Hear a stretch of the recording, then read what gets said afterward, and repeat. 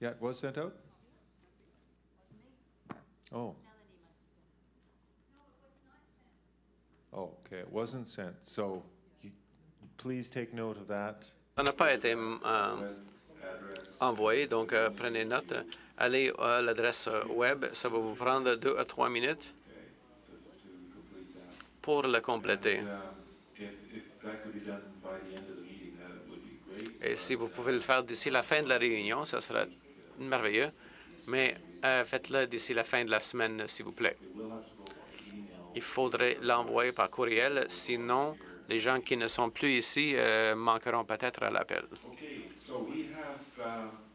D'accord. Donc, nous avons, à ce stade-ci, on est rendu à 1 heure divisé par 5, c'est 12 minutes par rapport.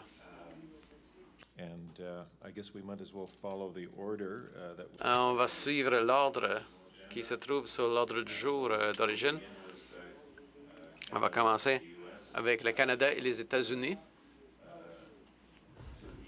Sylvie et Kathleen vont la faciliter.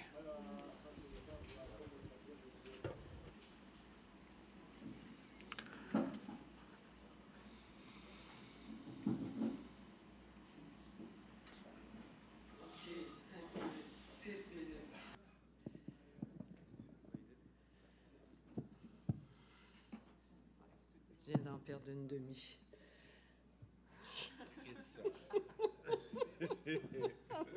It's usually a male problem. Problème masculin.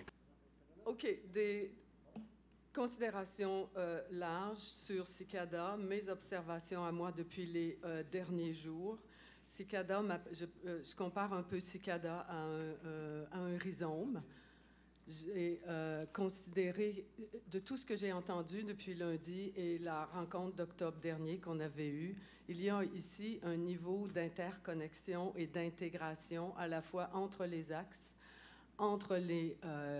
et les différents projets de recherche, entre les régions, entre les équipes de recherche incluant à la fois les chercheurs et les partenaires autochtones. Donc, un rhizome excessivement vivant et productif. Rhizome aussi dans le sens où finalement, chaque région, chaque projet, chaque équipe a une forme d'autonomie. Et c'est ça qui est intéressant. Et de son côté, crée d'autres réseaux. Donc ça, c'est une chose qui vraiment m'a frappée.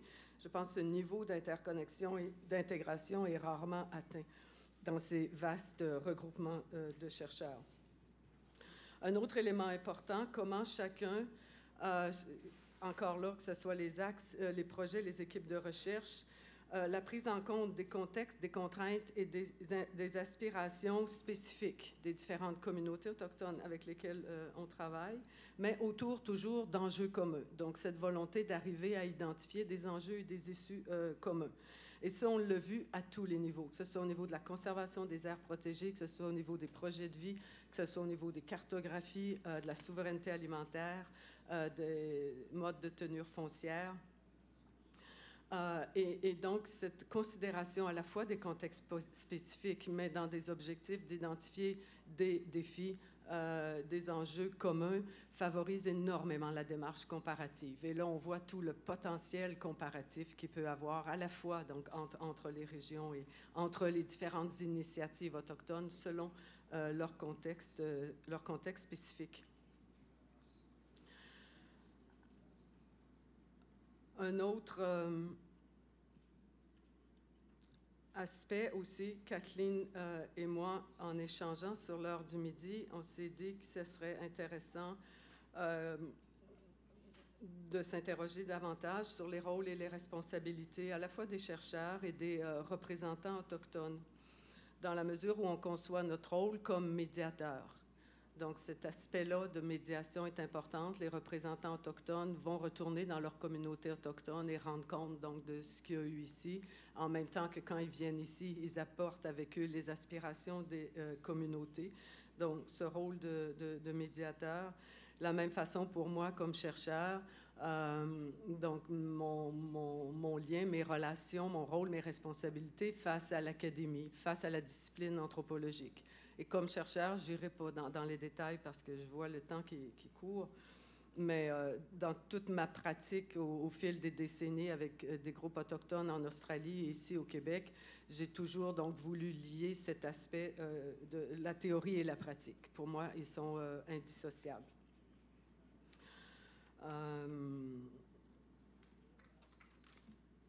Donc, pour des points concrets qui pourraient aider pour la prochaine subvention, pour l'élaboration de la prochaine subvention, on a pensé que ça serait intéressant de penser des lieux, des espaces, des moments pour favoriser les rencontres uniquement entre partenaires autochtones, sans les chercheurs ou autres non autochtones. Donc, consolider les échanges, les rencontres entre les partenaires autochtones. Ça peut se faire donc à l'intérieur de rencontres comme celle-ci, en réservant une demi-journée, une journée où les partenaires autochtones sont exclusivement entre eux, ou on peut aussi faire à plus petite échelle sur les territoires ancestraux, évidemment, sortir un peu de ce cadre très, très occidental et faire que les partenaires occidentaux puissent se rencontrer chez eux. Malgré que ça, sur leur territoire. Mais ça, de toute façon, on voit bien que ça se fait déjà à l'intérieur de certains projets de recherche. On s'est dit aussi que ça serait intéressant d'organiser des groupes de travail autour des axes spécifiques, des groupes de travail donc, qui pourraient durer une journée, 2 journées, autour des axes spécifiques, regroupant donc les principaux acteurs intéressés par ces axes-là et ensemble arriveraient donc à une synthèse d'identifier des enjeux et des enjeux et des thèmes communs, et ensuite avoir des réunions plus grandes comme celle-ci, où là, les différents axes, les synthèses des différents axes, les enjeux communs identifiés ou les thèmes, concepts communs identifiés pourraient être mis en commun avec les autres axes. Un autre élément aussi qui a été un peu abordé, mais pas assez approfondi, et on considère que c'est quelque chose d'important, l'impact, le rôle des conventions, des déclarations internationales autour des questions autochtones. Dans quelle mesure les différents groupes autochtones, selon qu'ils viennent du Canada, de l'Australie, de l'Afrique ou de l'Amérique du Sud, ont plus ou moins, donc utilisent plus ou moins ces outils internationaux. Et là, on voit qu'il y a des différences donc, entre les pays, entre les régions, et la même chose pour les ONG. ONG nationales, ONG internationales, donc dans quelle mesure ils sont un outil utile ou non aux groupes autochtones. Oh là là là là là, ça y est, OK. Donc, à travers le Canada, dans la région, à travers le Canada, on trouve que c'est pertinent aussi d'identifier les différences entre les différentes Premières Nations. Donc, si j'y vais brièvement, certaines nations ont des traités modernes, comme les CRI, d'autres ont des traités historiques, d'autres sont en négociation, d'autres sont en dehors du processus de traité. Donc, ça crée des grandes différences au niveau des tenures foncières, entre autres pour les nations. Pour le Canada, encore là, ne pas minimiser l'héritage colonial et le contexte néocolonial actuel, donc de ne pas taire les différentes formes de violence envers les Autochtones qu'on rencontre au Canada. Et peut-être que CICADA pourrait envisager, dernier point, des moyens pour rentrer en contact davantage avec l'extérieur, pour, encore là, participer à la formation donc, des gens, des non-autochtones ou du grand public à la condition autochtone. Et là, là. Kathleen, désolée. Ah, it's all right. Went faster than I thought. Ah,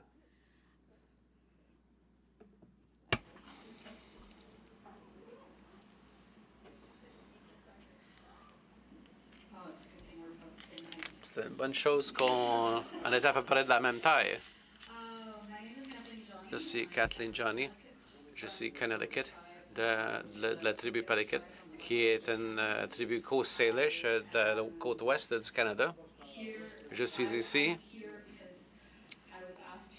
parce qu'on m'a demandé de représenter des idées de la région de l'Amérique du Nord et peut-être de réfléchir sur les autres régions et qu'est-ce que je voyais comme très pertinent en considérant l'importance et la pertinence à l'avenir de Cicada. Une chose qui m'a vraiment frappé à travers toute cette séance, c'était le film de Fanny sur comment un village élève un enfant ou éduque un enfant. Donc, ça faisait partie de la discussion entre Sylvia et Margaret et moi et les aspects que nous avons vus dans la salle ici. Donc, la partie intéressante que Sylvie a mentionnée avec la capacité d'autres peuples autochtones qui peuvent obtenir le soutien ou la sympathie des pays développés. Au Canada, on ne semble pas pouvoir acquérir les sympathies de nos concitoyens canadiens. Ça m'a vraiment frappé une fois quand j'étais à un rassemblement conjoint en Colombie-Britannique où il y avait les chefs du cabinet de la Colombie-Britannique et les chefs des Nations des Premières Nations. J'étais avec le ministère de l'Éducation et ils assuraient les gens des Premières Nations qu'ils allaient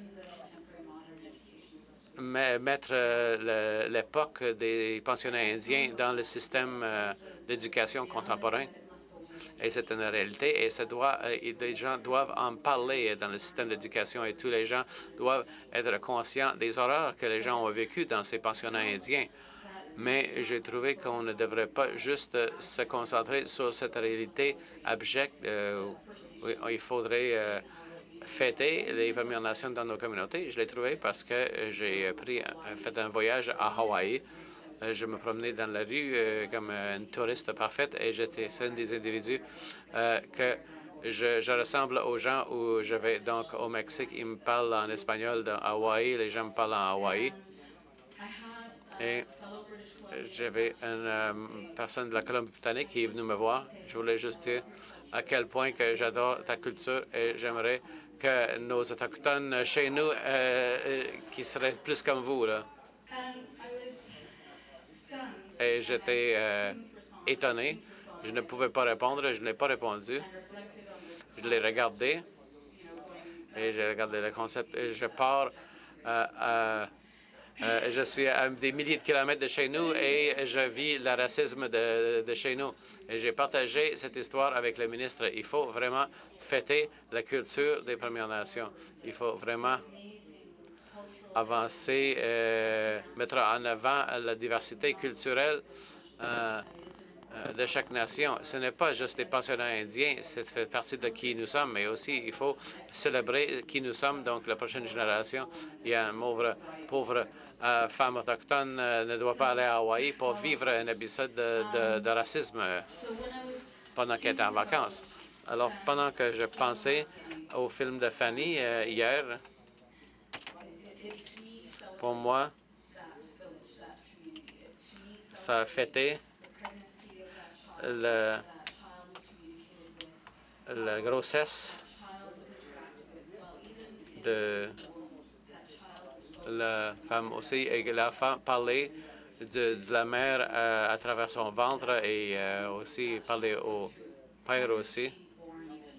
Des choses qui sont arrivées pendant, même avant la naissance de l'enfant. Il y a des histoires de comment comment le père ou la mère pouvait aider la croissance de cet enfant et de prendre les responsabilités au village. Et ce que j'ai trouvé très intéressant, c'était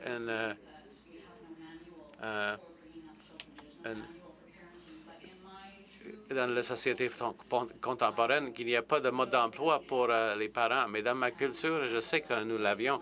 Et le film de Fanny m'a rappelé même à quelle distance que je me trouve de ce village qui élève l'enfant. Cette vidéo m'a rappelé de plusieurs autres choses. Avant hier, je me serais assis là, horrifié par toutes les histoires qui ont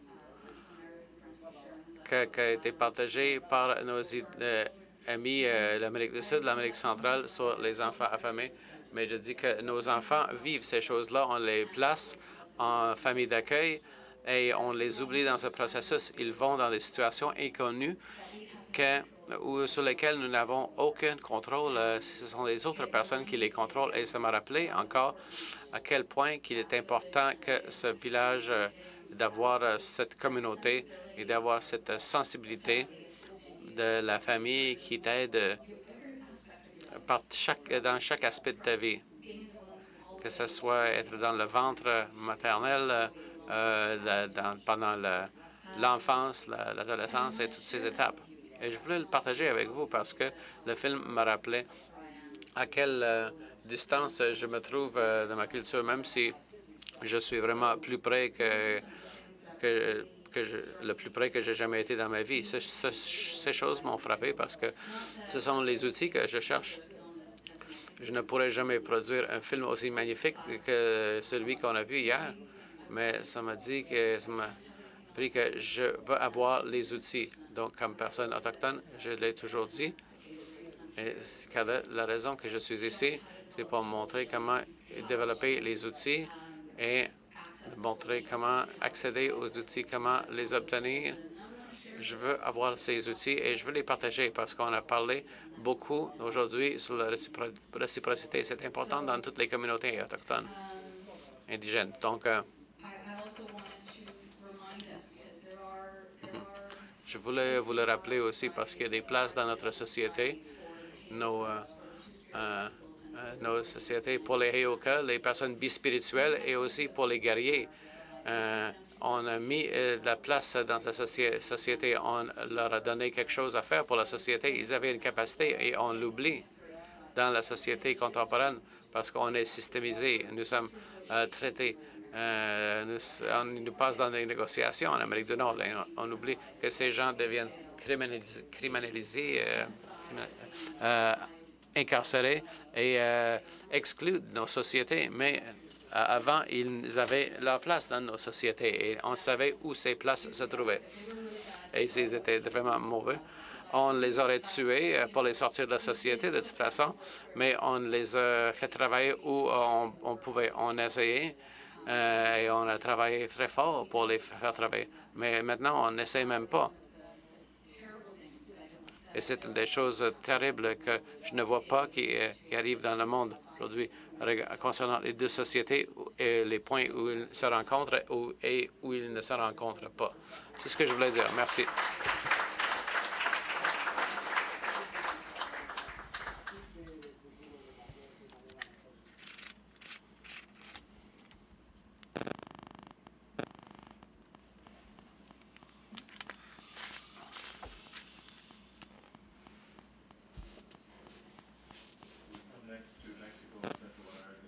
Maintenant, c'est le tour du Mexique et de l'Amérique centrale, une partie de l'Amérique du Nord et l'Amérique centrale.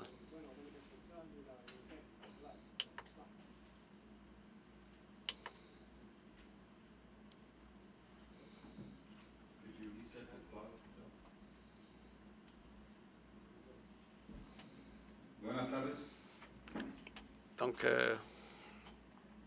on peut remettre le chronomètre. República de Panamá y represento el Consejo Regional Centroamericana en compañía. Alors, merci, bon après-midi. Je suis avec Claudia Silva. Bon, voilà, nous avons préparé ici 4 éléments. 4 éléments. Alors, voici ce qui est important pour nous. Premièrement, des questions des conflits environnementaux, les éléments sociaux, etc. Et qu'est-ce qui arrive dans plusieurs peuples? Eh bien, nous avons vu la création d'organisations environnementales afin de pouvoir, à partir de là, planifier plusieurs éléments, des plans stratégiques de travail pour pouvoir relever les défis auxquels on fait face à plusieurs niveaux dans la région. Également, nous avons de façon pratique considéré plusieurs éléments grâce à l'apport de 5 élèves, 5 étudiants du Canada plutôt, et grâce à la collaboration de CICADA et de McGill, l'Université McGill, en matière de documents, d'aide environnementale, par Internet, etc. Et donc, il y a ces étudiants qui font des recherches techniques sur l'agriculture, l'environnement. Nous avons réalisé ces activités qui sont de très grande importance pour la région. Nous avons fait des travaux qui nous permettent d'habiliter les peuples et on a pu donc les aider en ce sens également avec l'aide de tout cet équipement technologique et ces connaissances techniques. En même temps, dans notre parcours, on s'est rendu compte que l'idée est de nous centrer davantage sur la formation technique pour ces peuples, avec des organisations également qui ont été déjà créées afin de réaliser des travaux stratégiques et afin de faire des revendications de façon stratégique, techniquement ou de façon diplomatique. Donc, faire des revendications juridiques, territoriales devant les instances du gouvernement. Alors, c'est très important de collaborer pour équiper les peuples, pour qu'ils aient plus d'apports technologiques, plus d'aide spécifique. On a besoin de quantifier les différentes espèces végétales pour la conservation, par exemple. Pour certaines communautés, on doit faire des recherches sur les points d'eau de chaque zone. C'est très important pour la zone. Et donc, au niveau archéologique, c'est très important. Il y a un saccage qui est fait. Les points d'eau doivent être relevés. On doit continuer à faire des recherches techniques. On a besoin de formation par rapport à l'agriculture et l'utilisation des sols. La formation, la création de personnel technique, documentaire, c'est très important. Nos camarades doivent pouvoir compter sur des équipements technologiques pour pouvoir concevoir des informations pour des fins de publication, pour qu'on puisse parler de ce qui se passe dans la localité, dans la région. Alors, réaliser ces travaux de cartographie sur différents sites, c'est quelque chose de très important. Sinon, nous ne pouvons pas disposer d'éléments d'identification. On n'est pas identifié nulle part sans cette cartographie. On n'est nulle part sur le territoire. C'est très important de pouvoir s'orienter par rapport à d'autres régions. On doit pouvoir faire suite à la formation technique par rapport à la cartographie. Études et recherche, c'est important aussi. Formation, utilisation et conservation des ressources naturelles renouvelables ou non. C'est important parce que chez nous, on a connu une expérience. Il y a cette politique du contrôle sans formation, sans équiper le peuple pour qu'il puisse lui-même bien gérer ses ressources dans ses propriétés. Sur ses propriétés, la politique, c'est le contraire. Ils essaient d'éloigner les peuples des territoires, les évincer, pour qu'ils puissent accaparer les ressources. Évidemment, c'est une autre occasion d'exploiter les peuples. Quelque chose de très important aussi, c'est la formation. Je l'ai déjà dit, excusez-moi. Et donc, voici ce que nous avons trouvé ici. Quelque chose qui est très important.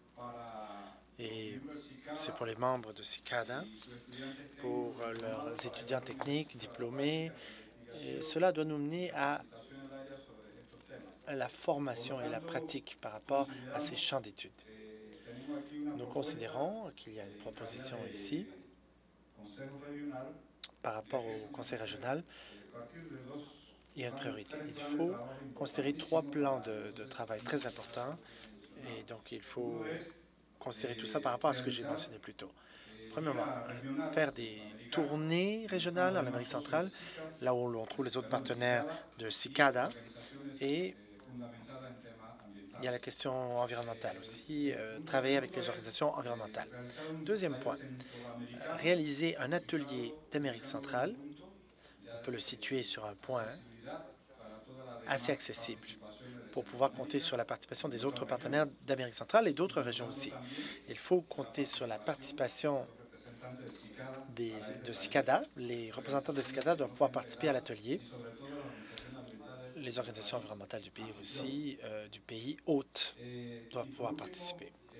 Finalement, troisième proposition, chercher la vraie technologies qui permettent une meilleure communication entre les différents membres de CICADA, les différents amis partenaires, de façon consultative. On doit pouvoir communiquer de façon plus étroite afin d'être plus efficace quant au travail que nous devons faire en ce qui a trait aux différents plans que j'ai mentionnés. Alors, voilà la proposition devant nous, les 3 points. Il est important pour nous de créer un atelier d'Amérique centrale. Il faut avoir la représentation de CICADA sur un point précis géographiquement parlant, parce que ainsi le monde pourra savoir qui est CICADA, que fait CICADA. De cette façon-là, on pourra percevoir le monde, mais le monde pourra se tourner vers nous également. Merci.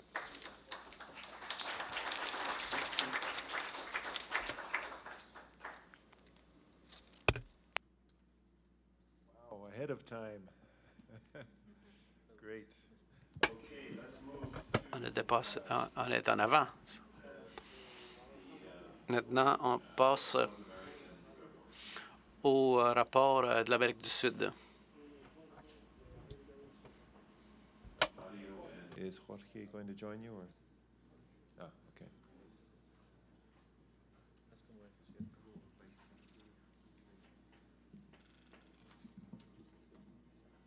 We were passing the ball to each other who will start, so Jorge pa.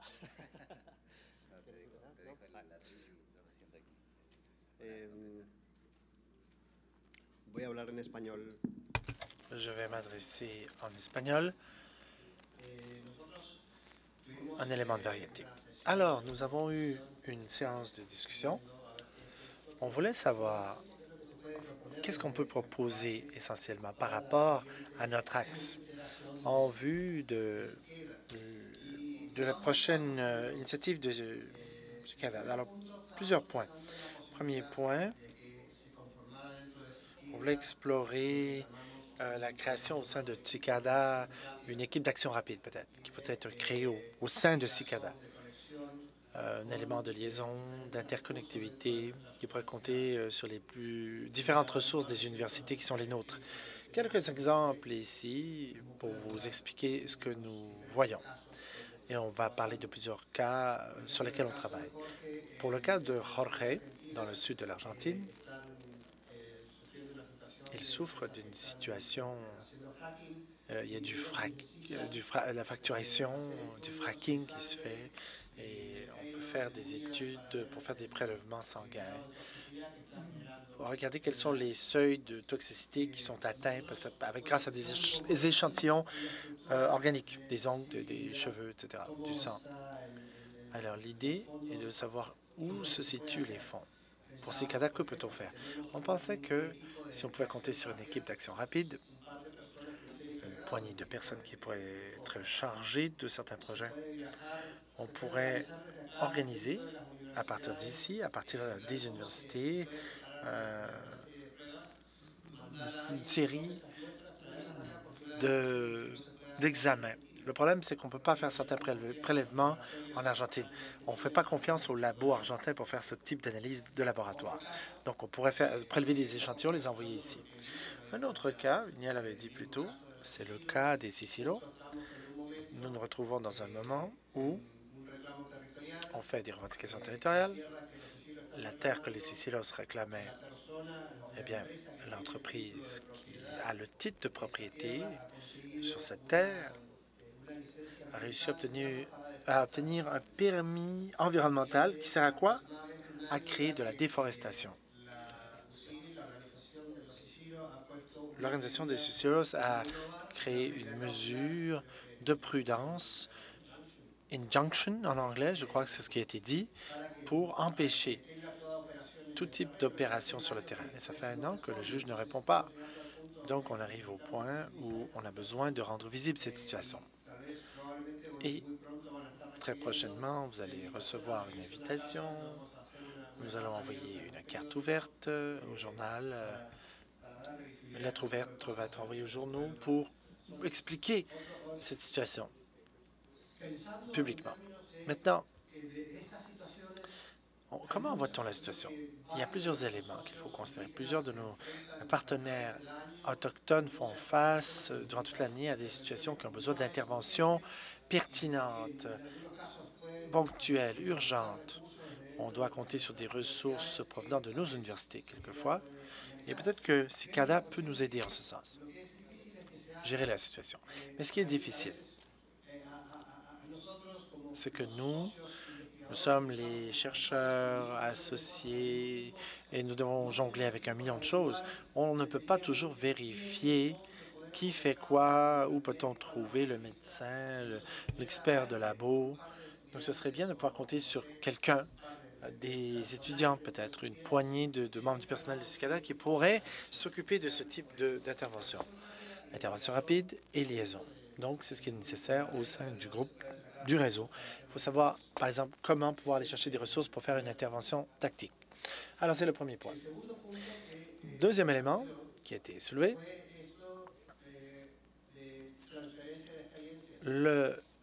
comment peut-on transmettre les expériences? Comment l'expérience se transmet-elle? 2 éléments. Célestino l'avait dit. D'abord, le lien qu'il y a entre le Sud et le Sud. D'abord, on peut générer des rencontres régionales. Des rencontres régionales où on pourrait trouver quelques éléments plus rapprochés qui collaboreraient. Ils seront plus rapprochés peut-être au niveau structurel de l'État, légal, juridique ou historique. Et donc, ils pourraient, entre eux, partager des expériences et ils pourraient donc rendre plus visibles les différents dossiers sur lesquels on travaille. D'un autre côté, en vue de la transmission des expériences, un des thèmes qu'on a mentionné dans la discussion, c'est le cas de la communauté d'Hector. Ils ont déjà de l'expérience pour le développement de protocoles, pour concevoir des protocoles, et ils ont ce thème-là de « informed consent ». Je ne sais pas comment on dit ça en espagnol. Ben voilà, c'est consentement informé, éclairé. Informed consent. La possibilité d'une rencontre où ils pourraient partager cette expérience avec d'autres communautés, d'autres organisations. Et de la même façon, d'autres organisations qui ont connu des expériences de cartographie.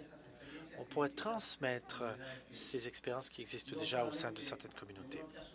Pas juste un axe d'entraide nord-sud, mais sud-sud. Les communautés du Sud elles-mêmes peuvent s'aider. C'est important de poursuivre les efforts. Il y a quelques questions qui se posent, actuellement en tout cas. Le thème de la cartographie, le mapping, l'utilisation du GIS, pour le dire en anglais. Ça serait important que l'on continue à faire cela. On avait parlé avec Brian les autres jours de la possibilité qu'il y avait d'avoir la venue d'étudiants de la Colombie, du Paraguay, peu importe, pour qu'ils puissent prendre un cours avec lui pendant une semaine, avant même que l'équipe puisse s'en aller, travailler dans les communautés pour étendre ce know-how, dit en anglais. Alors, point numéro 2, connexion, interconnectivité. Point 3, un thème qui a été soulevé d'importance pour la région. Rapidement, recherche et contrôle de ce qu'on appelle les initiatives fortes. Green Initiatives, les soi-disant initiatives vertes. Il y a les Red Plus Project, Carbon Trade. Vous savez, ces choses qu'on dit en anglais. On doit encore chercher pour savoir comment ça marche. C'est quoi ces architectures? C'est très important, cette recherche. Il y a ce thème également des monocultures, la reforestation, reboisement, une initiative supposément verte, le reboisement, mais en réalité, qu'est-ce que c'est? C'est un verdissement, ce sont des monocultures qui sont imposées. Alors, un autre thème qui semble être important, c'est pour l'échange, les industries d'extraction. On s'intéressait beaucoup à l'échange d'expériences de stratégie avec les organisations autochtones qui résistent aux mines au Canada, en ce qui a trait particulièrement, en fait, le rôle que jouent spécifiquement les minières canadiennes dans l'industrie minière d'Amérique du Sud. Merci, c'était les points que j'avais à soulever. Tu n'as rien rajouté, toi? Non? Et toi?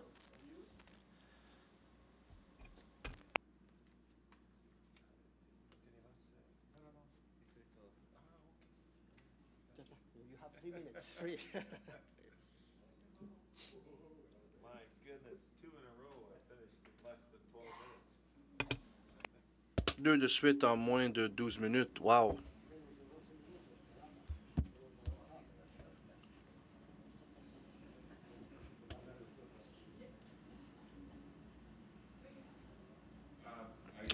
Je pense qu'on peut aller vers l'Afrique maintenant. L'Afrique. L'Afrique. C'est un gros continent de l'autre côté de l'Atlantique.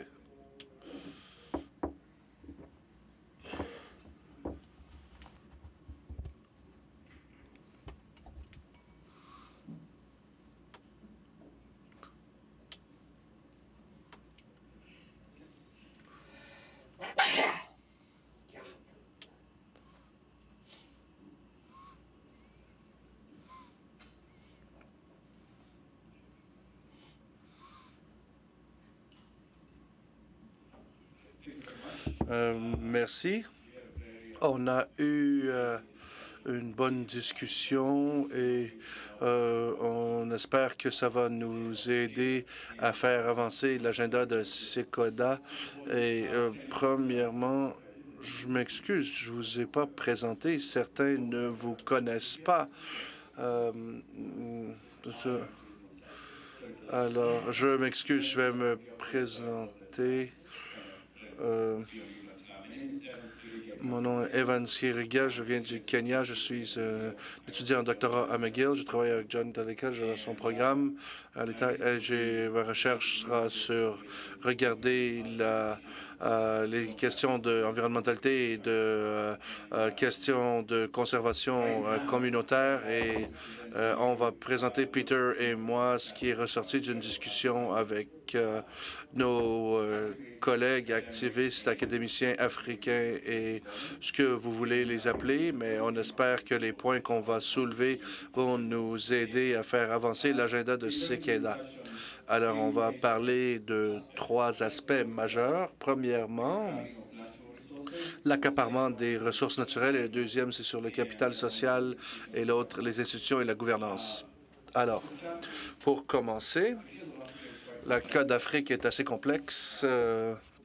Comme on a discuté dans notre petit groupe, c'est difficile de présenter une histoire qui couvre un continent au complet. Alors, ce qu'on présente maintenant sera biaisé et plus vers l'est de l'Afrique, et je pense que c'est important de le mentionner, mais certains des éléments peuvent être attribués à d'autres régions de l'Afrique. Alors, pour commencer avec le cas du Kenya, on a vraiment parlé de ça.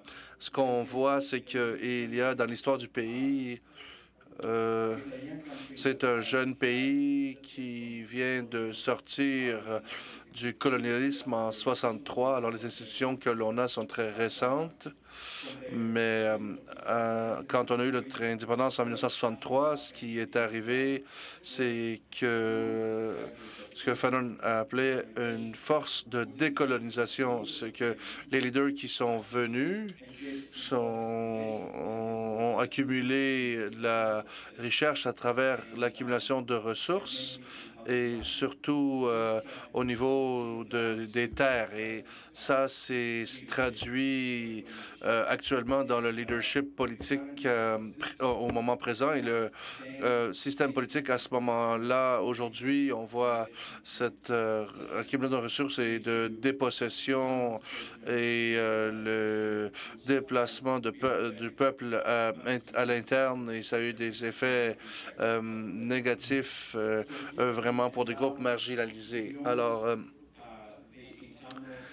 plus que juste l'accumulation interne de ressources et l'accaparement de ressources, et il y a aussi, ça arrive au niveau mondial aussi à cause de l'insécurité alimentaire, ce qu'on dit, et des interstitudes. Et ça veut dire que dans certains pays, on voit plus de joueurs externes et gouvernements étrangers, multinationales qui achètent des baux à long terme.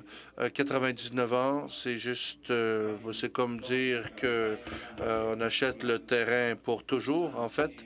Et ça veut dire que ces communautés qui ont été déplacées ne peuvent pas regagner l'accès à ces ressources durant 99 ans.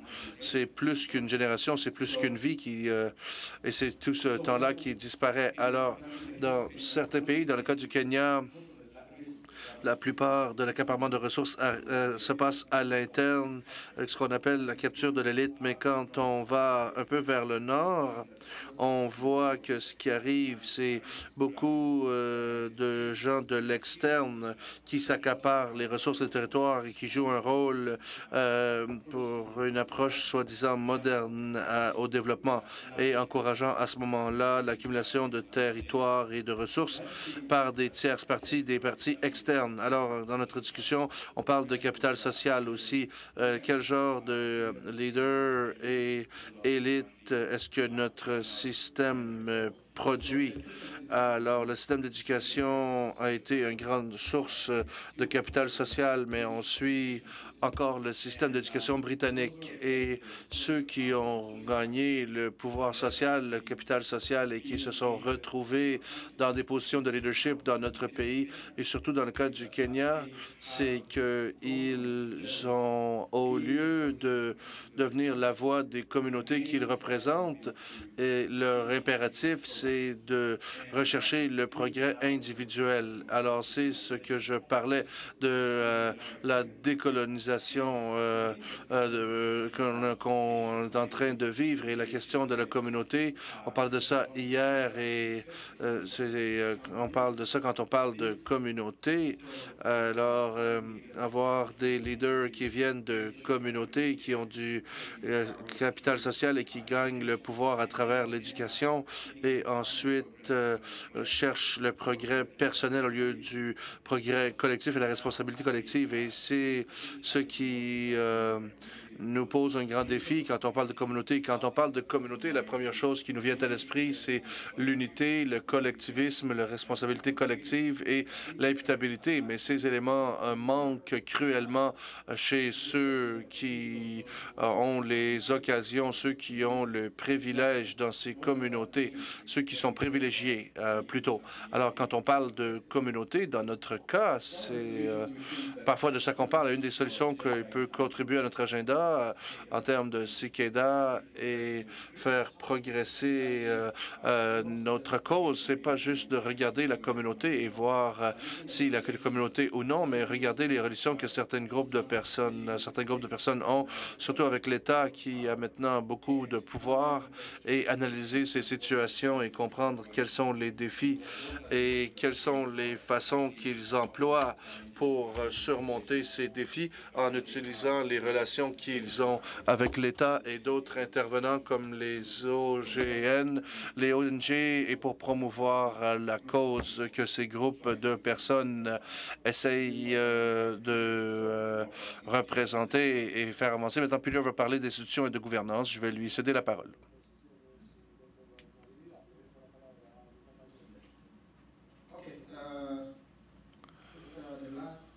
Le dernier point, je pense que en Afrique, en général, il y a une course vers les ressources et les ressources sont liées au territoire. Alors les ressources, quand on parle de pétrole, des monocultures à grande échelle, et je pense qu'on a mentionné ça. Et pour ce qui est de la gouvernance, ce qu'on a dit, on a discuté de ça ensemble, et gouvernance en termes de comment est-ce qu'on répond à ces enjeux. Il y avait un exemple, par exemple, les ONG qui sont en Afrique qui essayent de composer avec ces enjeux. Si on peut trouver un ONG dans notre discussion, et ça doit répondre à le brûlement du charbon, et la raison pour ça, c'est la déforestation et la question de pauvreté qui n'a pas été satisfaite. On n'a pas répondu à cet enjeu.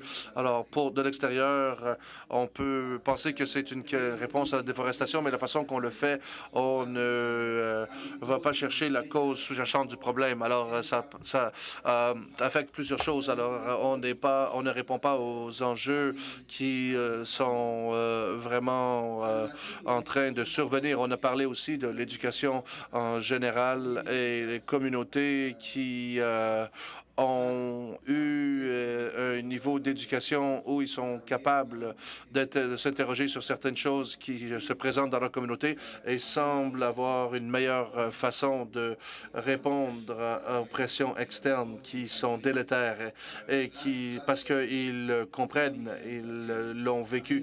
Et aussi, on a aussi eu l'idée du contexte africain. Beaucoup de personnes aujourd'hui, on a la Commission africaine qui examine les intérêts, qui s'occupe des intérêts de ceux au gouvernement, mais ne représente pas les intérêts des citoyens africains. Alors ça, c'est une autre question sur laquelle on devrait réfléchir et comment répondre et, par exemple, arriver avec de la recherche là-dessus. Un exemple, c'est la monoculture et qui s'en vient. Ça déplace beaucoup de petits fermiers et les terres sont utilisées pour la monoculture et on dit qu'il y aura des emplois. Ensuite, c'est les emplois qui ne payent pas beaucoup, des emplois très peu rémunérés. On déplace 100 familles et 10 personnes qui travaillent. Alors, est-ce que ça va vraiment aider, en fin de compte, la nourriture versus la nourriture qu'ils peuvent faire pousser sur ce terrain, ce territoire? Alors, c'est quelque chose qu'on voit de manière générale dans plusieurs pays africains. Alors, en résumé, c'était de ça qu'il s'agissait notre discussion. Merci.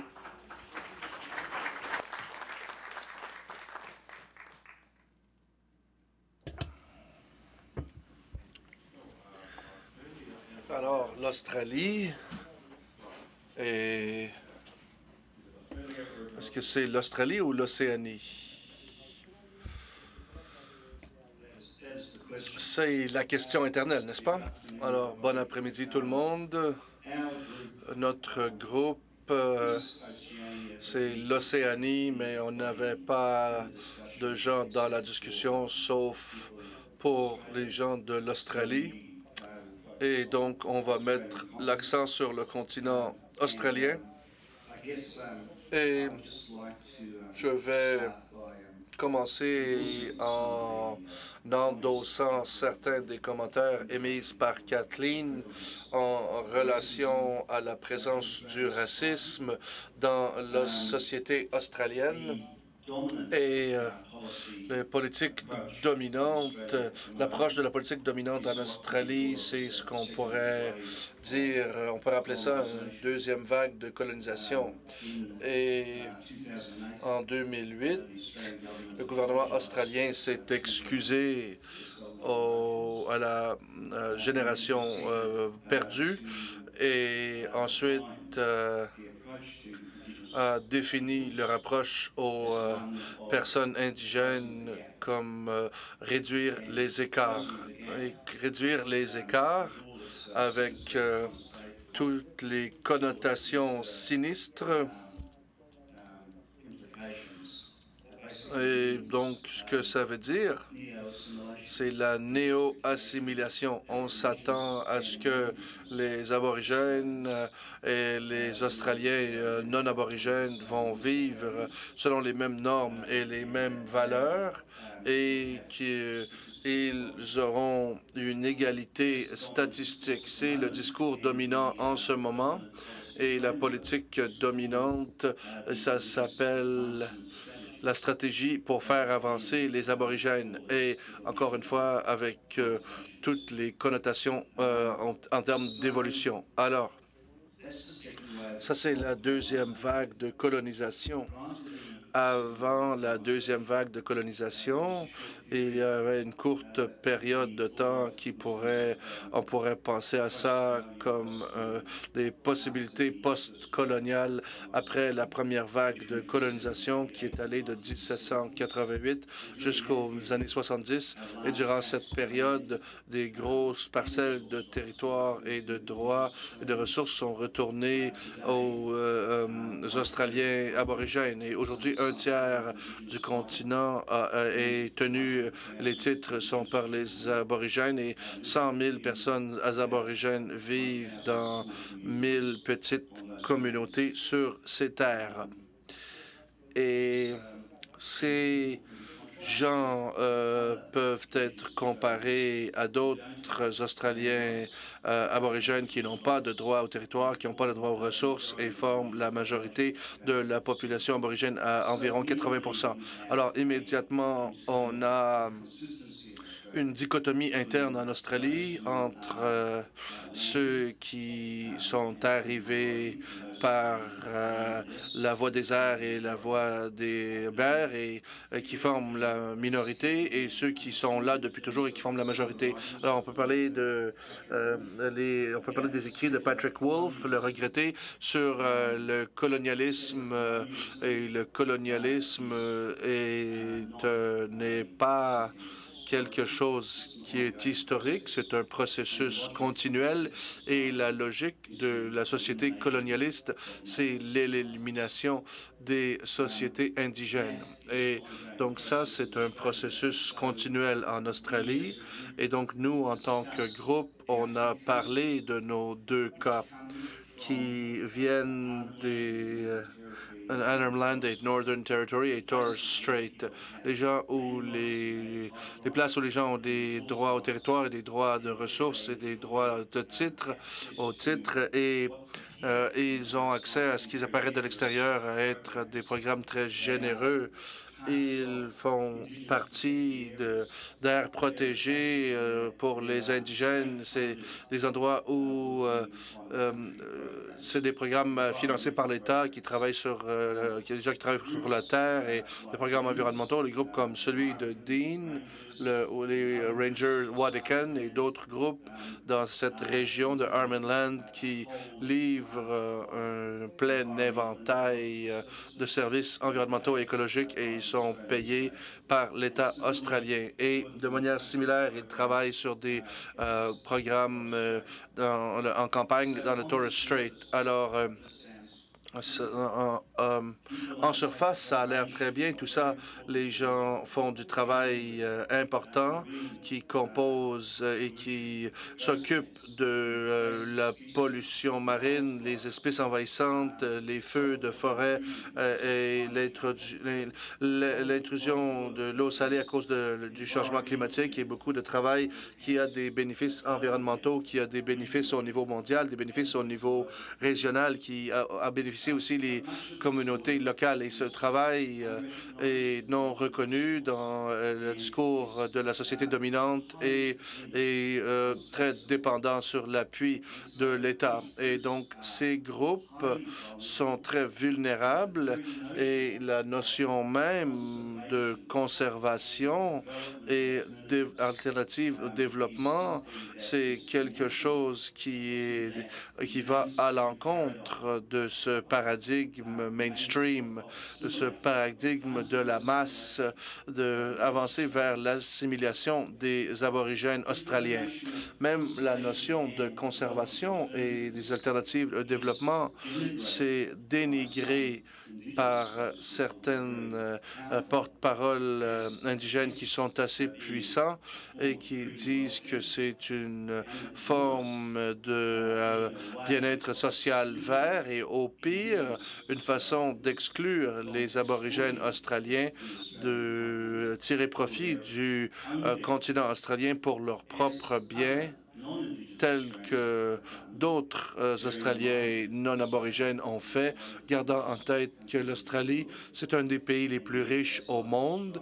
Et comme j'ai décrit hier, je pense, c'est un pays très riche, mais les aborigènes australiens ont encore faim, peuvent encore être incarcérés à 20 fois le taux de celui des Occidentaux. C'est un pays où les politiques cherchent à recentraliser les gens et c'est un pays où l'idée que gérer les besoins de la nation, les gens en campagne et qui sur la terre, qui s'occupent du territoire, que ce soit en mer ou en terre, c'est inacceptable à la société, pour la société dominante. Et il y a des notions, premièrement, que ces vastes territoires qui constituent des aires protégées pour les aborigènes. Maintenant, c'est 500 000 km² et vont grossir rapidement pour faire partie de l'état de conservation et peuvent être gérés de manière avec des expéditions, de manière expéditive avec 100 personnes sur le terrain. On claire les gens, mais on gère le territoire des communautés centralisées au fly-in, fly-out, drive-in, drive-out et le Torres Strait par bateau. On y va et on revient par bateau, par avion, par camion, dépendant. Et alors, en relation avec Cicada, on voit l'exemple australien comme étant un exemple qui doit vraiment être traité avec beaucoup de soin.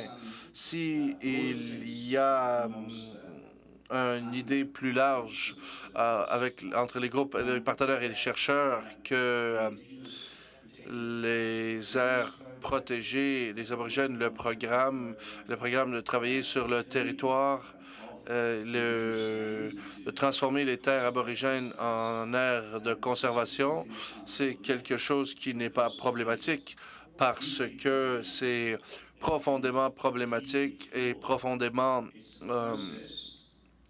délétère. Et c'est un processus qui est créé des divisions entre les aborigènes d'origine et ceux qui sont venus par la suite. Et c'est un processus qui crée des divisions même entre les populations d'origine et les autres, dépendant si on est capable d'avoir un emploi comme agent forestier ou agent de la nature, et qui est différemment de quelqu'un qui est sur l'assistance sociale et qui vit en pauvreté sous surveillance extraordinaire par l'État australien.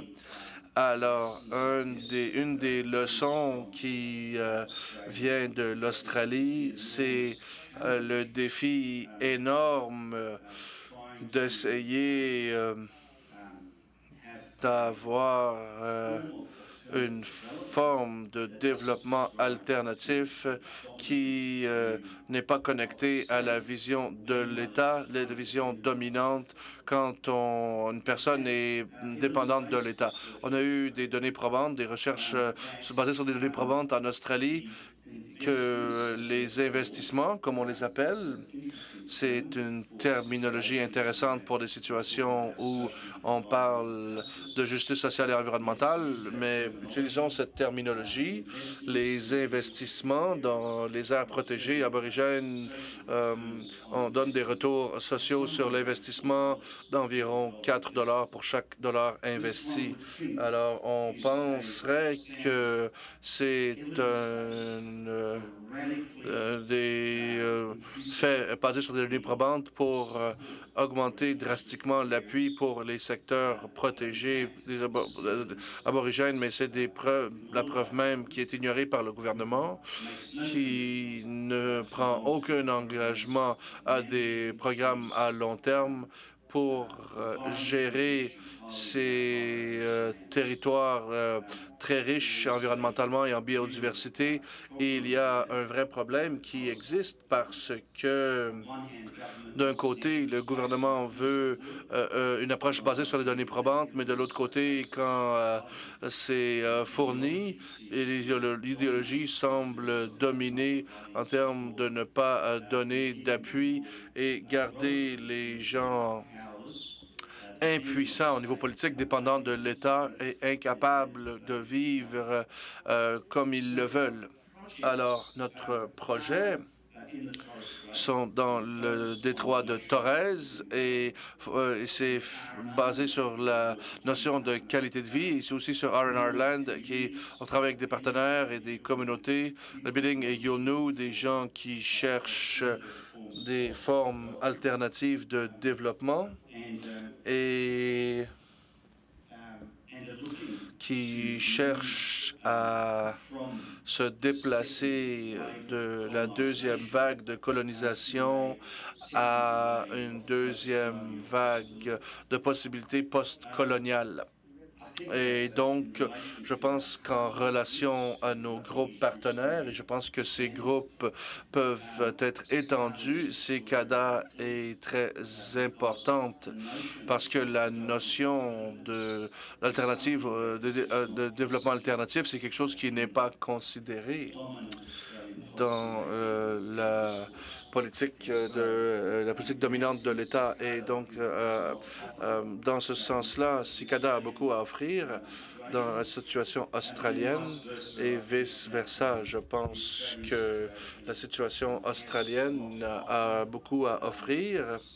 CICADA a des partenaires en termes de mettre en lumière les risques que les gens sont riches en territoire et riches en ressources et ont des droits reconnus au territoire et aux ressources et comment ils peuvent continuer à être pauvres. Merci. Merci, John.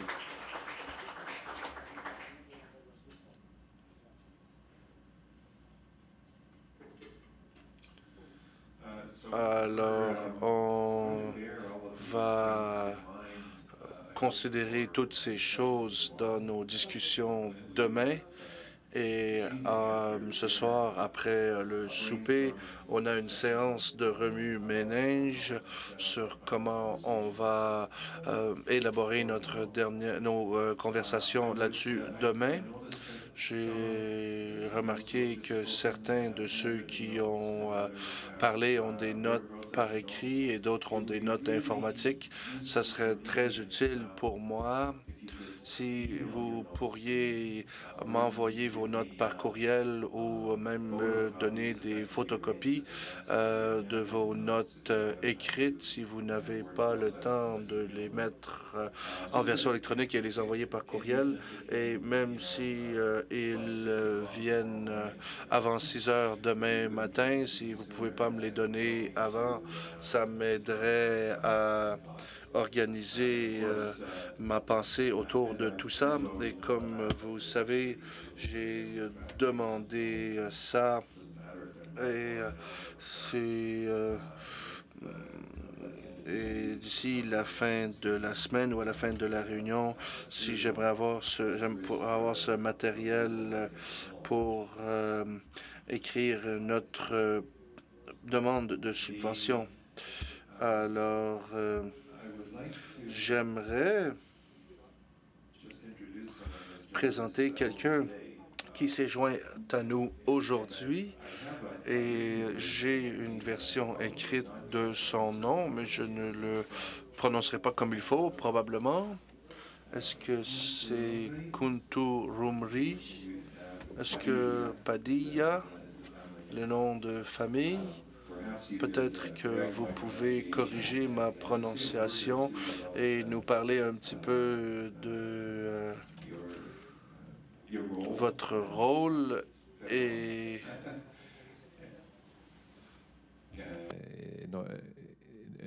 no entendiste lo que acabo de decir, quizá. Comprendiste, creo que no comprendiste lo que acabo de decir.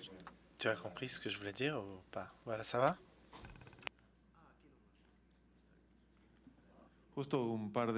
Alors, juste quelques instants pour la présentation, en guise d'introduction. Bon. Et puis demain, nous pouvons peut-être prendre plus de temps pour détailler davantage.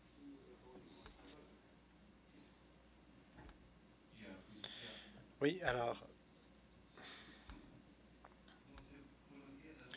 bonjour à tous. Je suis Kunturumi Padilla.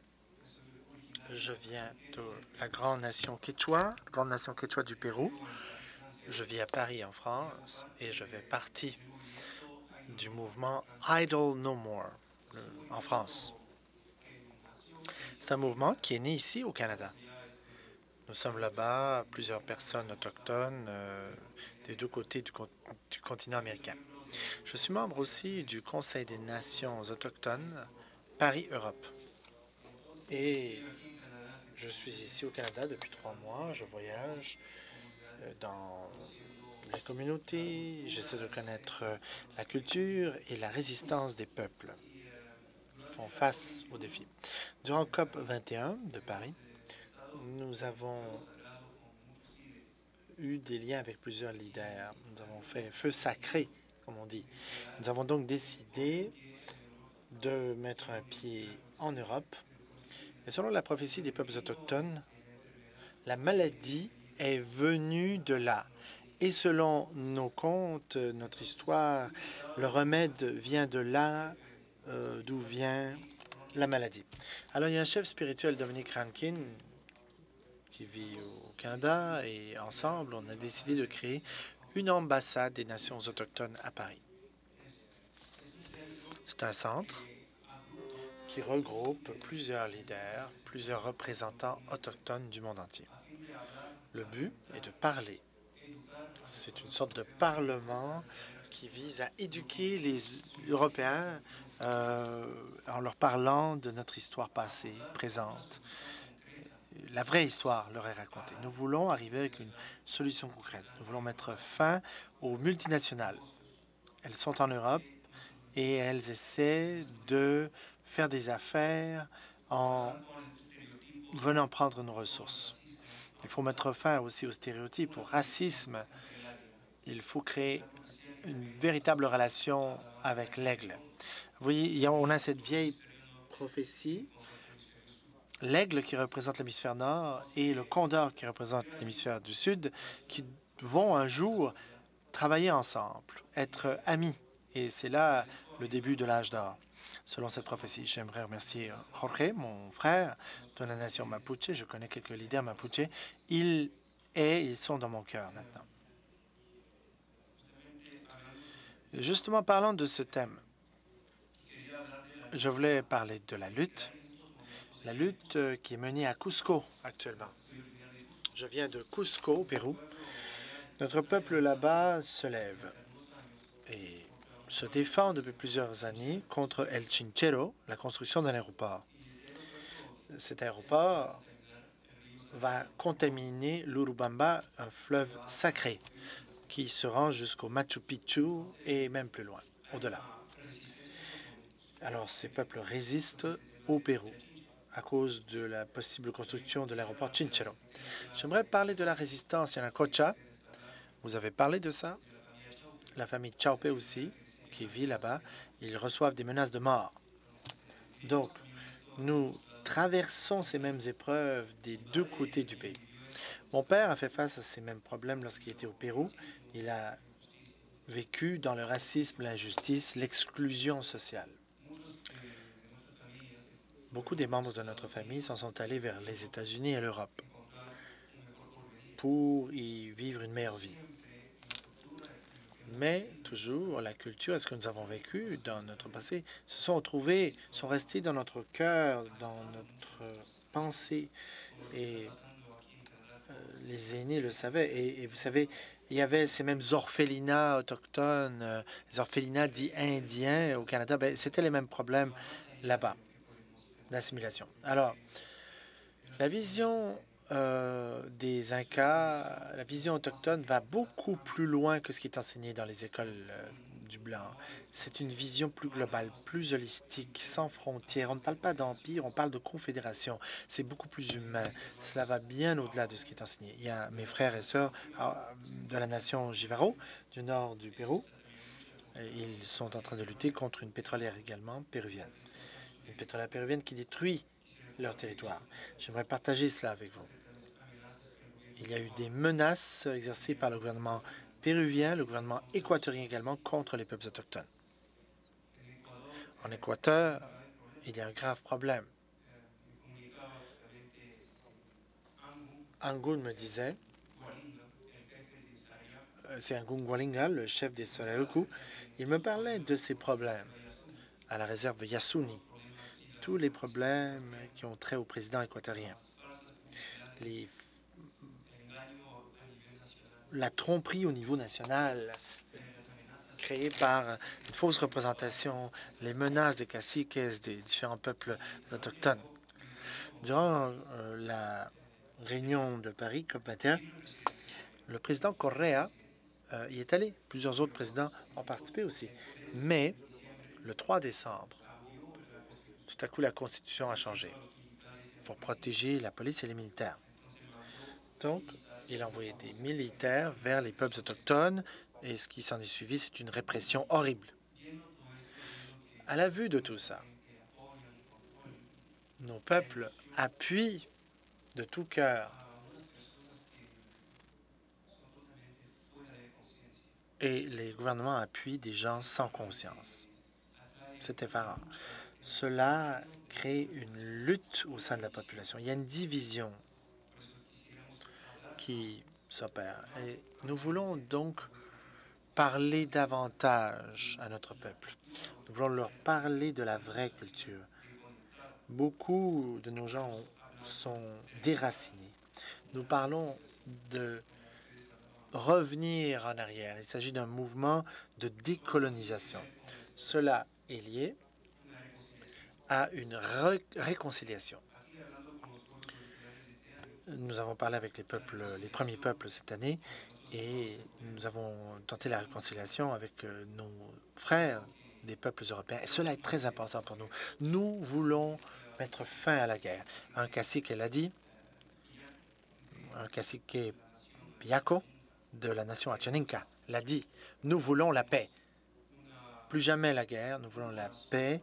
Nous voulons un cœur pour la terre-mère. Nous voulons des guerriers prêts à défendre la terre. Et c'est pourquoi nous devons parler davantage de notre culture. Nous devons parler de notre culture à plus de personnes. Nous devons avoir une présence en Amérique du Nord, en Europe, et parler davantage de notre culture. Tout cela s'en vient grâce à ce projet à Paris. J'ai le projet avec moi. C'est un projet un peu plus long, mais je ne veux pas le commenter. Si vous me permettez, nous avons une collègue qui est ici, juste pour 20 minutes. Il ne reste que 20 minutes de présence. Nous allons perdre les interprètes aussi. Donc, parce que nous devons arrêter à 5 heures. Alors, je vous suggère que nous parlions plus tard, si vous voulez, une fois qu'on se sera sorti d'ici. Et Thierry Rodon pourra peut-être nous parler, parce que je ne sais pas s'il peut rester avec nous plus tard. Je ne pense pas. Est-ce que ça va ou pas? C'est bon? Oui, merci. On va se parler plus tard. Merci beaucoup pour votre gentillesse.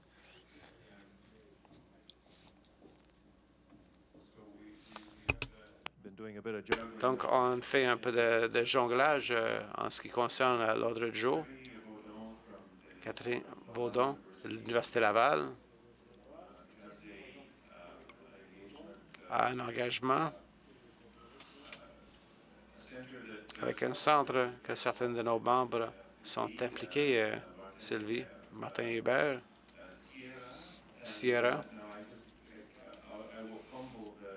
Je vais botcher encore le nom ou le gaffer pour le nom. Système universitaire de la recherche d'études autochtones.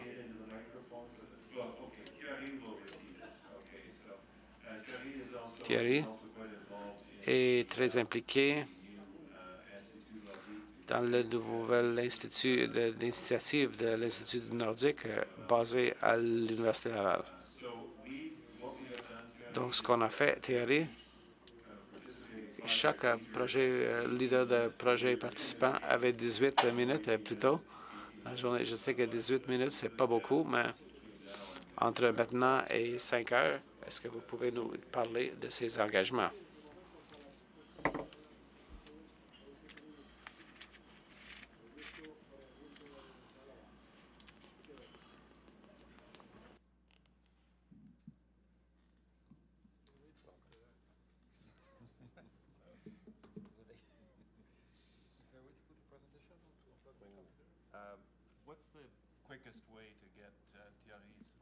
C'est quoi la façon la plus rapide de projeter la présentation à Thierry? He has one of these things. Is that what he needs? Maybe not. Oh, no, this is just an adapter. Sorry, I thought it was.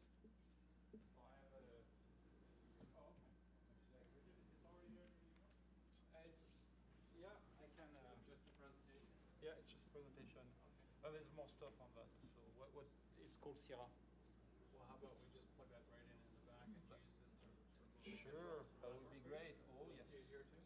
Yeah, good.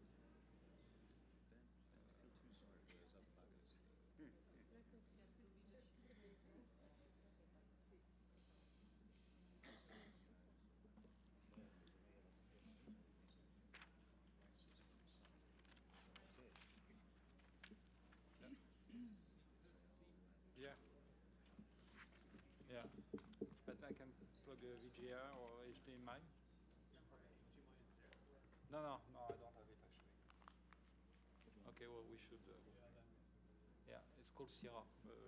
Sierra Cicada. Okay, sorry about that. So thank you. Désolé. Merci, Colin, de m'avoir invité ici. Je ne m'attendais pas à voir tant de gens qui venaient de tant de continents. Donc, ce que j'aimerais faire, c'est de parler brièvement de Sierra, Centre interuniversitaire d'études et de recherche autochtone. Je suis le directeur du centre. C'est un centre ancien créé en 1961. Hamelin. C'est un centre de recherche du Nord avec les Inuits. Et maintenant, c'est le Sierra et on travaille dans tous les continents. Je me concentre pas mal dans le Nord, mais je me éloigne du Nord. Je vais vous parler du projet. Je l'ai arrêté et ça pourrait intéresser les gens ici. Donc, le Sierra, on attend la présentation. C'est basé sur l'Université Laval. Maintenant, c'est un consortium de 3 universités. L'Université de Montréal, l'UQAM et l'Université du Québec à Ottawa, qui se trouve à Ottawa.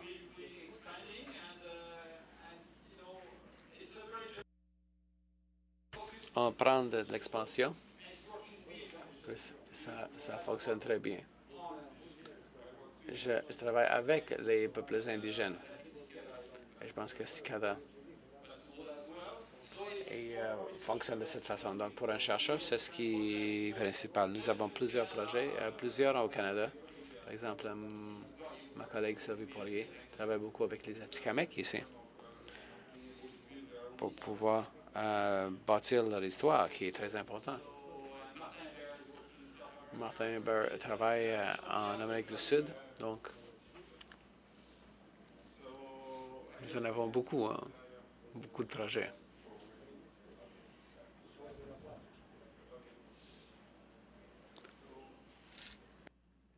Yeah, I guess. Not working. Oh, he's making an adjustment. Yeah, well, I'll go from my computer. Apparently, if you pointed at your head, it... Ah, maybe. There you go.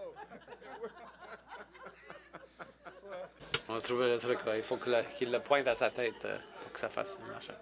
Bon. Phil, est-ce que tu es en train de nous niaiser?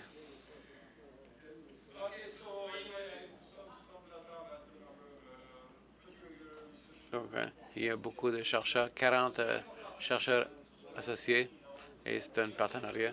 Nous avons beaucoup de financement de recherche parce que nous avons beaucoup de chercheurs, mais un tiers de ce financement, ce sont des subventions de partenariat où on travaille avec les peuples indigènes. Nous avons plusieurs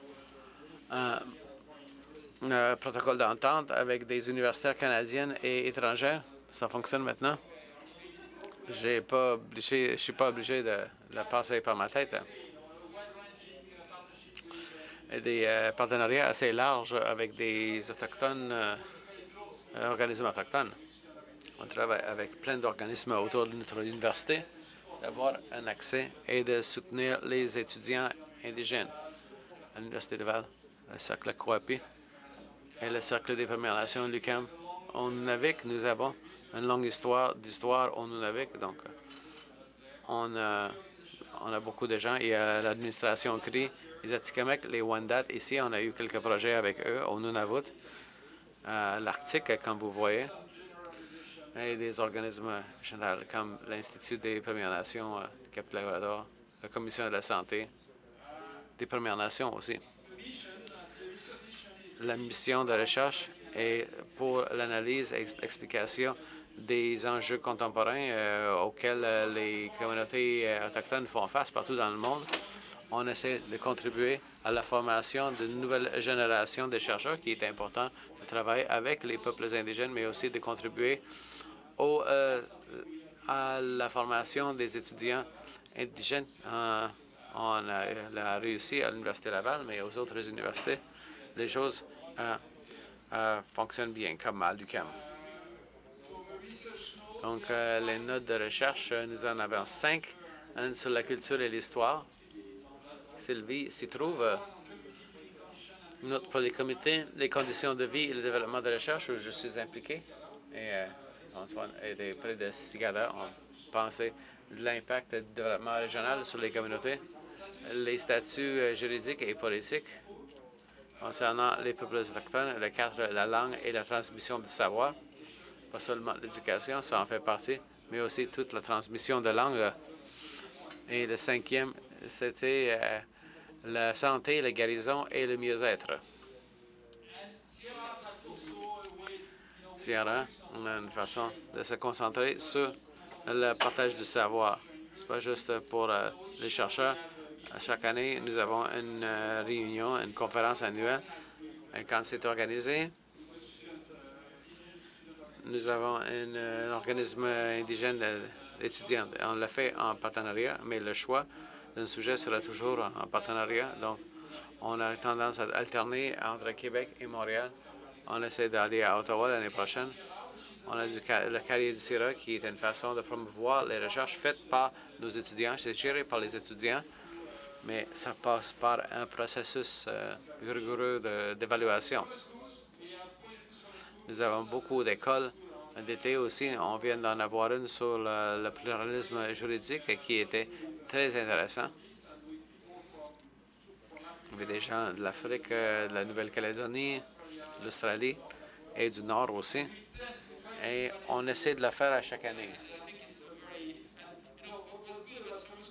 Ce qui marche bien avec l'école d'été, le camp d'été, on prend des indigènes, on prend des gens de notre région, mais on prend des gens locaux aussi. Mais ça ne coûte que coûte pour donner tant de place aux Premières Nations, mais quand on fait l'école d'été, on peut inviter autant de gens que possible. Donc, Julie, cette année, on a pu recevoir des subventions, donc il a pu inviter des gens de partout dans le monde, aussi des praticiens et des gens qui représentaient des organismes autochtones. Pendant le dîner, on a eu une conférence, conférencier, on a reçu 2 journaux qui est spécialisé dans le Nord et Recherche amérindienne du Québec, qui se spécialise en enjeux autochtones. Pour compléter, notre réseau est assez centré sur le monde francophone, vu qu'on est à Québec et on a un lien avec la France. En même temps, nous promouvons vraiment une approche comparative. On a des gens qui travaillent au Canada, Scandinavie, et on voit qu'on essaie d'avoir une grande portée de fonds d'historique universitaire des gens. Il y a quelqu'un l'avait mentionné, les gens qui viennent de l'Amérique du Sud. Quand je suis arrivé, ils ont mentionné qu'ils ont besoin d'aide des fois, une expertise qui pourrait aider. Et Sierra le fait. Voici pourquoi on a la bonne portée de sujet. Donc, voici c'est serré. Et si je voulais, je suis ici un peu, donc si vous voulez poser des questions, il me ferait plaisir d'y répondre. J'ai une autre présentation rapide qui s'appelle Mineral. C'est la même clé. Il nous reste 10 minutes. Ce sera 5 minutes. Je parle vite. À la fin de la journée, je comprends ça. La fin de la journée n'a pas été un obstacle. Le problème, c'est le personnel qui viendra pour déplacer les meubles.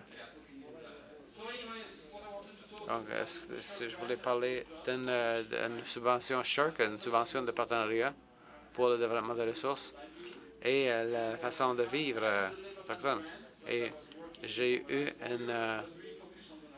une subvention de développement. J'étais concentré sur le nord, les Cris, les Inuits, dans le nord du Canada.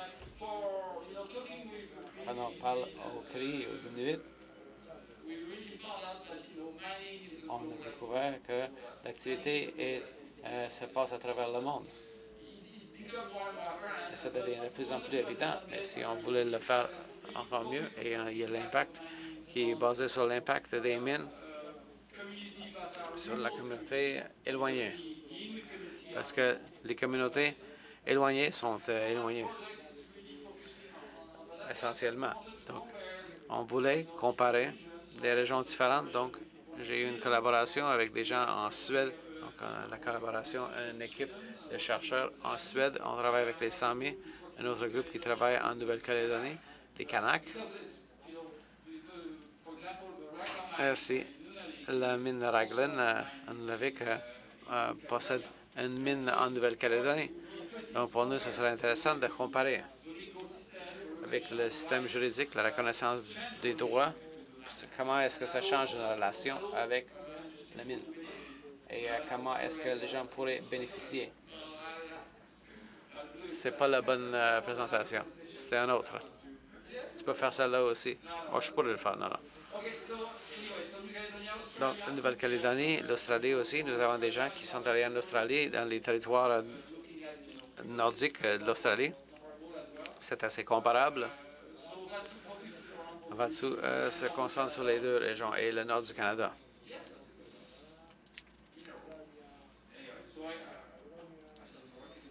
Ça ne fonctionne plus.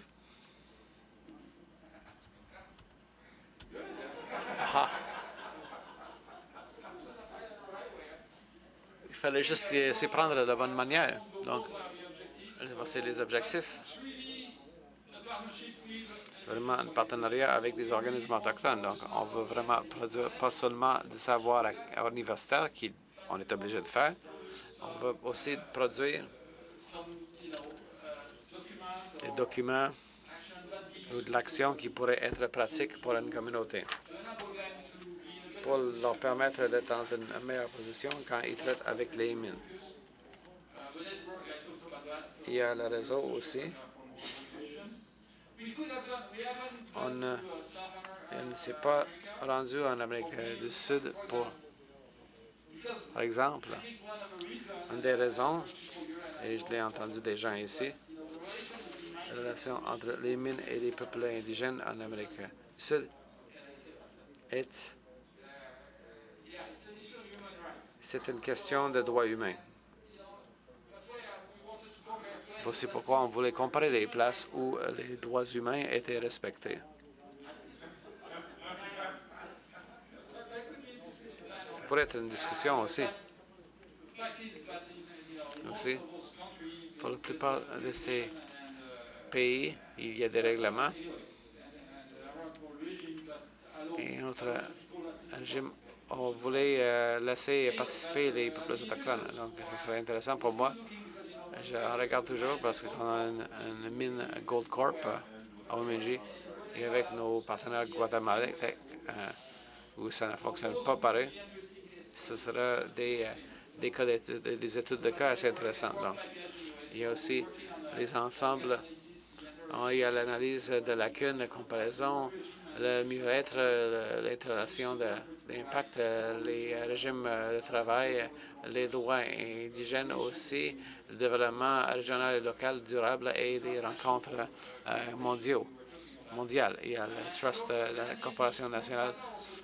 Aussi, il y a le transnational qui est utilisé très souvent. C'est tout. Merci.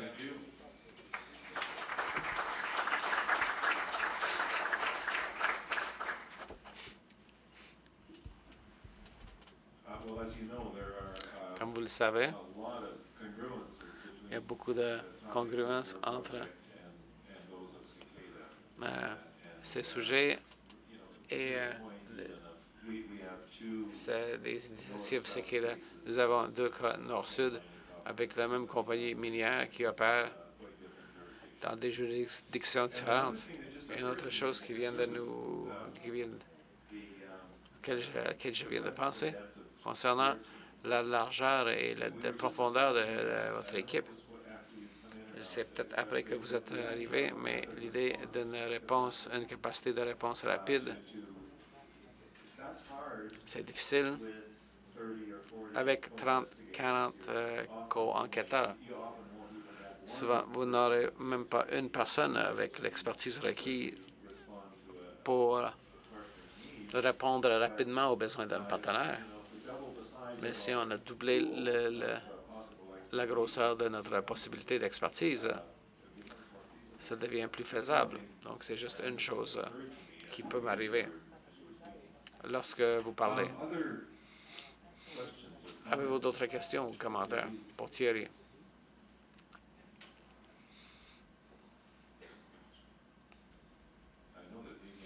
C'est que Viviane est prête à dire quelque chose. Ce n'est pas un commentaire. Et ça vient me frapper quand on parle des compagnies minières canadiennes qui vont à l'étranger, mais les Autochtones au Canada on doit subir Arriba de la France, de Pierce, de l'Afrique du Sud. Il y a beaucoup de multinationaux ici et il me semble que nous n'avons pas encore parlé.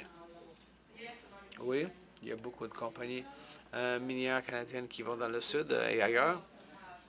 Au Canada, nous avons beaucoup de compagnies minières multinationales et notre premier ministre est en train, il va le rendre plus facile pour les minières chinoises pour qu'ils puissent entrer au Canada.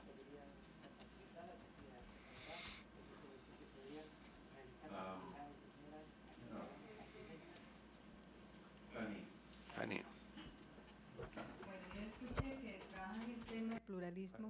On a parlé du thème de pluralité. Un instant.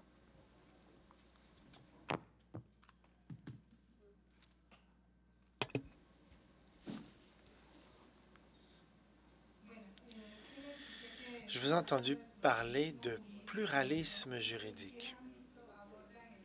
Comment contemplez-vous ce thème du pluralisme juridique?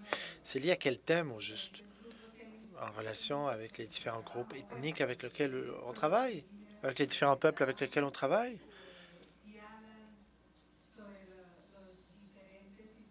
Si on parle des différents systèmes de droits inhérents qu'ils ont, afin qu'ils puissent, au sein de leur territoire, parler de thèmes de défense de droits. Mais ce thème-là surgit de où? Depuis quelle perspective? Quel point de vue?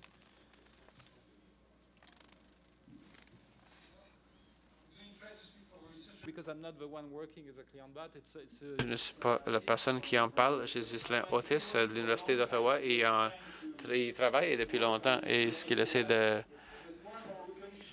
travailler sur l'idée qu'il y ait de plus en plus de reconnaissance d'un système juridique indigène, pas juste pour les droits, mais que les peuples indigènes adoptent leur propre système juridique. On l'avait aussi pour l'adoption coutumière.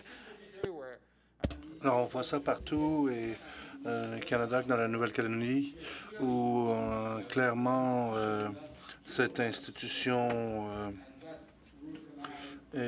qui s'est appliquée pour ça est reconnue. Alors, c'est une question de reconnaissance.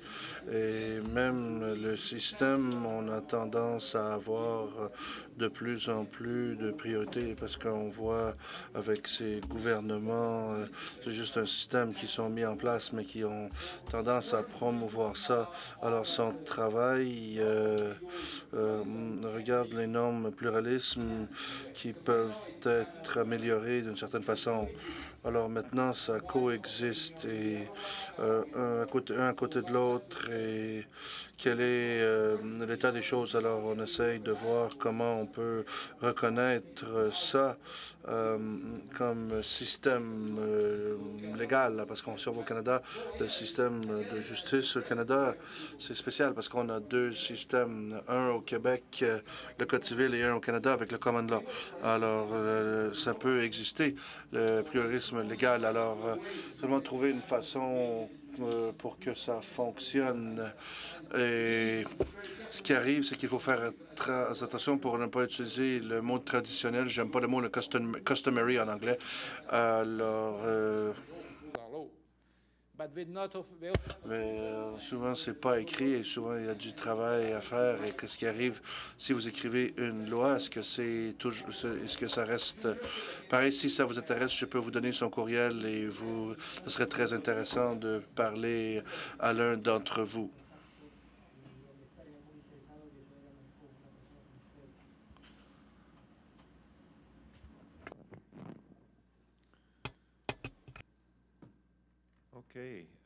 OK.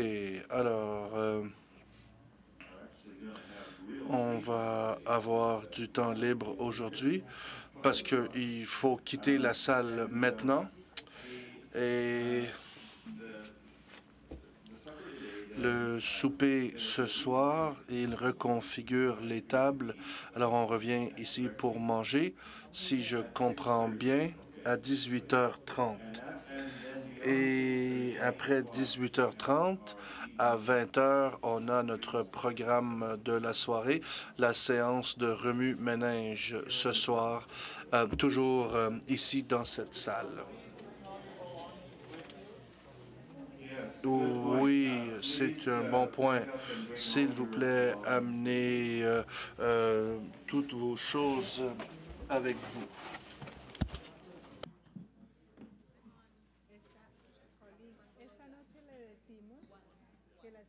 Que quieran el video que yo les copio en sus memorias los videos que tengo. El documental.